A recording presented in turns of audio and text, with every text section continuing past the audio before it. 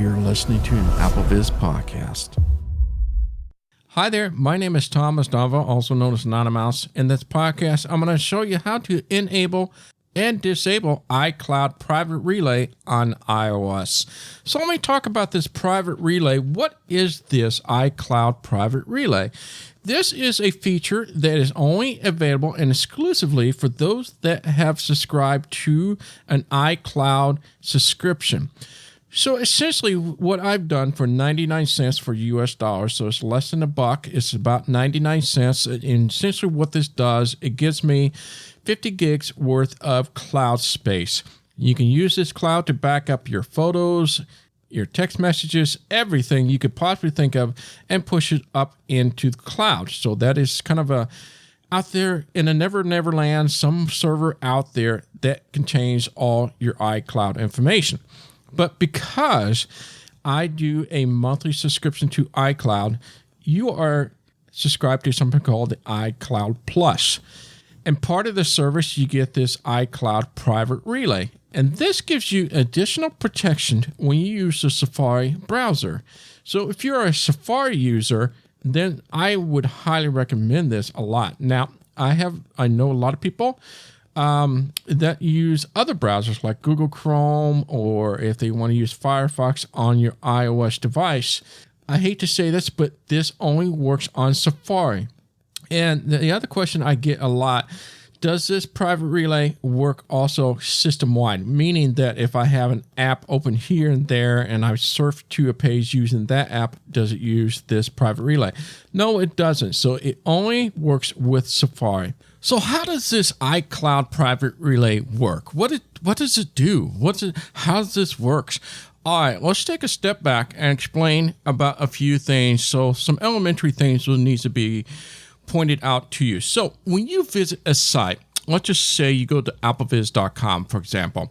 Now, if we were to take a look at our log file, we have a log that shows us all the people that visit AppleVis. So technically, we don't know who you are by name per se, but we can see where you are coming from. So if I were to visit applevis.com, it would show you an IP address. And from that IP address, if I really wanted to, I could reverse it and follow through the hops, all this technical stuff. And I can find out that I'm coming from Lee Summit, Missouri. And this can be problematic in terms of privacy. Not so much at applevis.com, but let's just say if you're at facebook.com. And I realize this is kind of a broad stroke here, but essentially they know that you're from Lee Summit, and they're going to give advertising from the Lee Summit area, plus any keys or keystrokes you enter in there based on what you're searching for, and etc. So this is data. This is data, and this is how they collect information on you by the IP, where you're from, and etc. Well, the IP relay kind of will disguise your IP. Not so much of your traffic, per se, and what you're searching and stuff, but it will not be able to tie it back to you each and every time you go back to facebook.com. There's a lot of things involved, cookies and all that stuff. But for this sake, we're talking about the IP address. So how does this work? So it's all magical. So really what happens is that Apple designed a way that within our Safari, every time you visit a site and you have this option on, it encrypts the traffic and essentially your ISP. So my ISP is Google Fiber. Typically, they'll always see that I'm going to applevis.com. Well, they're not going to be able to see that I went to applevis.com because the Safari encrypts it and it sends it out magically. And Apple will only get 1/2 part of the total puzzle. So Apple knows your IP address and it will hold that for you. Meanwhile, the data portion goes to another server, which could be a third party or Apple, just depending on the region and countries that you live in. And from this, they don't know your IP address, but that information is encrypted. And from there, they're able to visit to applevis.com. So if you reverse the log on applevis.com, it comes from an entirely different location IP. And that's how it encrypts, or I should say, disguise your IP address. So it magically all comes back to you, and they'll never know any better. So your ISP doesn't know where you're going. Apple doesn't know where you're going, and that's the beauty of it. Nobody has the total puzzle, all the puzzle pieces to the puzzle. And that is why it's completely secured. And by disguising your IP, it can ideally help you in so many different ways in terms of data and privacy. And once more, I'm going to show you something really cool too, because I can tell this iCloud private relay how much I want to remain private. So I got these two options to make it just to the city, kind of sort of around where I am, down to just a regional area of the Midwest. That's where I live. So it gets really huge in the time zone that I live. I'll get more into that later. I hope that makes sense in a nutshell. So everything is incredibly private, encrypted, and that's the point that Apple is trying to make. It is turned on by default, but I'm going to show you how to enable it and disable it and change the location just a little bit and how you can find this area. So we're going to get to our phone here. Settings. Go to your settings, double tap this, open it up. Settings. Now, when you go to the right, you're going to go to your Apple ID. So in my case, it's Thomas Domville. So find your profile as you swipe to the right. Search. Search field. Thomas Domville, Apple ID.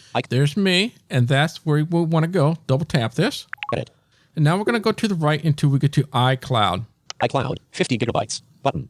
Here we are. So this tells me I have a 50 gigabyte plan. So if you double tap this. Storage. Heading. And go to Apple the ID, right here. iCloud. Heading. iCloud Plus, 5.9 gigabytes. Now you're going to hear that I have the iCloud Plus. Now you're not going to see this if you do not subscribe the monthly iCloud subscription. So this only pertains for people that have purchased some sort of cloud subscription. This is a great way to know it is on. It tells you how much of a space you have used out of, in my example, 50 gig. But this is not what we came here for. We're going to go to the right until we get to the private relay. Private relay, beta, on, button. There it is. Now, at this time of the podcast, you hear that it says beta. And that is true. It stays beta, even though the iOS 15 has been out in and out. This is when it was discovered or originated was iOS 15.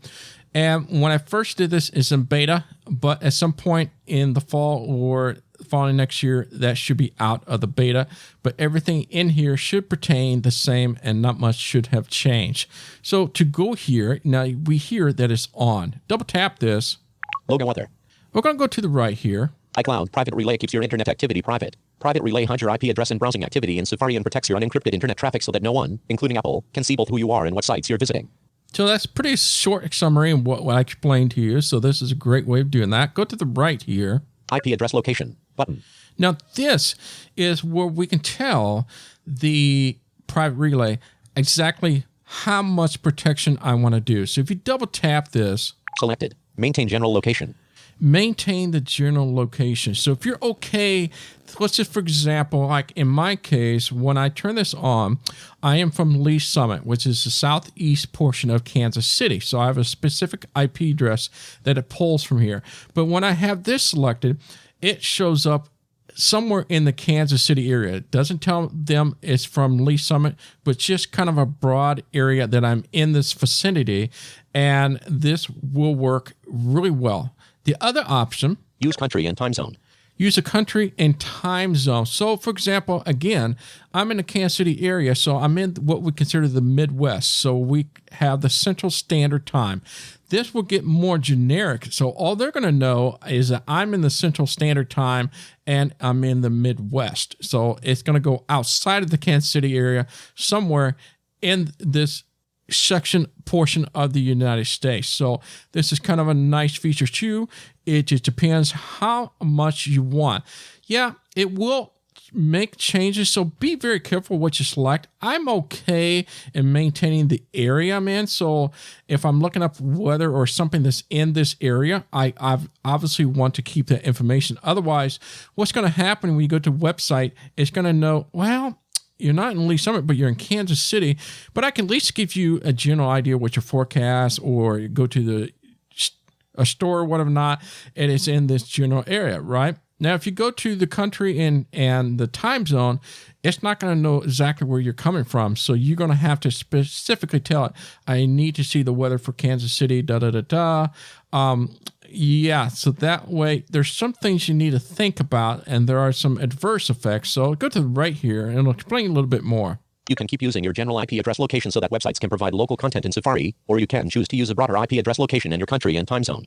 And so that gives you a little bit more description of that. So play around with it. If you get to certain sites, most sites that I visit, I don't care. And in terms of, I don't visit websites that's going to need my location. So I'm checking things here and there, certain website.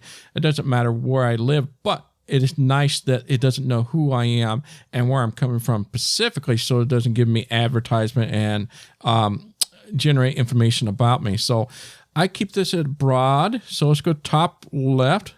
Private relay. Back button. Back. Private relay.